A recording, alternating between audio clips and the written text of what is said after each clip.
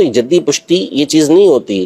اگر پیر کا پوتا، پیر کا پڑپوتا خرافات کے اندر پڑا ہوا ہے، اس کی شرائط نہیں اس کے اندر پائی جاتی تو اس کی بیعت نہیں کی جا سکتی، بیعت نہیں ہو سکتی، ہوگی نہیں بیعت. بیعت کی ہے تو ٹوٹ چکی ہے آپ کی اس سے. کچھ لوگ کچھ ایریاز ایسے ہیں، اگر ہم سندھ میں، پنجاب میں، تو ہوتا ہے کہ جدی پشتی ایک سلسلہ، یعنی پیر صاحب، ان کے پیر بیٹے، ان کے بیٹے. اب یہ دیکھے بغیر کہ وہ بعد والے جو آئے ہیں، ٹھیک ہے اوپر لڑی بہت ایک اچھے تھے اور سب تھے، لیکن آگے جو سلسلہ تھا وہ اس طرح نہیں ہے. لیکن یہ ہے کہ وہ والد کے پیر ہیں، وہ دادا کے پیر ہیں، یہ فلاں کے پیر ہیں، ان سے ہی چلتا ہوا آ رہا ہے. تو اب بعد میں لوگوں کو یہ سوچنا چاہیے، بعد کی اولادوں کو. ہر ایک اپنی ذمہ داری پر ہے. اگر وہ بیعت کر رہا ہے ایسے پیر صاحب سے کہ جس کے آبا و اجداد سے اس کے آبا و اجداد نے بیعت کی ہوئی ہے، صحیح.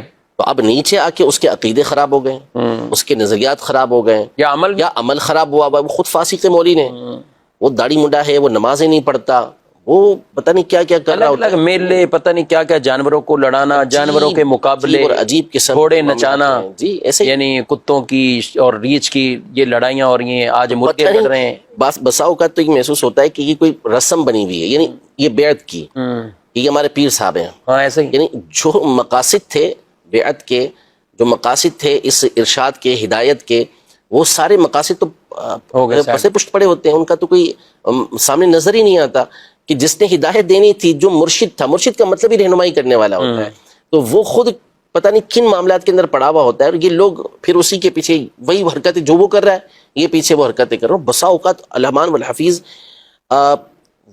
ان لوگوں کی اس بے پناہ عقیدت اور جہالت والی عقیدت کی وجہ سے وہ جو جس سے بیعت کی جا رہی ہوتی ہے، اس کو کیا پیر، اس کو کیا مرشد کہیں گے، وہ جن خرافات کے اندر پڑتا ہے اور جو رویہ ہوتا ہے، جو سلوک ہوتا ہے، وہ تو ہم تصور بھی نہیں کر سکتے کہ کیا سے کیا ہو گیا.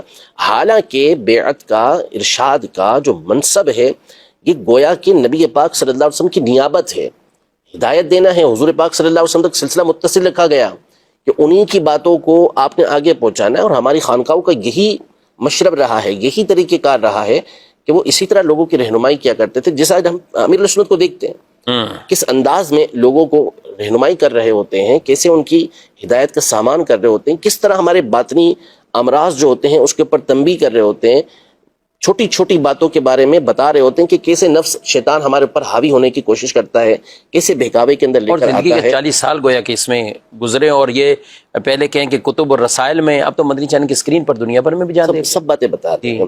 تو اب یہ چیزیں اصل ہوتی ہیں، نہ یہ کہ آپ جن خرافات کے اندر پڑے ہوئے ہیں ان خرافات کو پروموٹ کرنے کے لیے آپ کسی کے پیچھے پڑے ہوئے ہیں. تو یہ جدی پشتی یہ چیز نہیں ہوتی. اگر پیر کا پوتا، پیر کا پڑپوتا خرافات کے اندر پڑا ہوا ہے، اس کی شرائط نہیں اس کے اندر پائی جاتی تو اس کی بیعت نہیں کی جا سکتی، بیعت نہیں ہو سکتی، ہوگی نہیں بیعت. بیعت کی ہے تو ٹوٹ چکی ہے آپ کی اس سے، اگر وہ خرافات کے اندر اور ان شرائط کا جامع نہیں ہے جو علماء نے بیان کی ہیں، جو صوفیاء کرام نے بیان کی.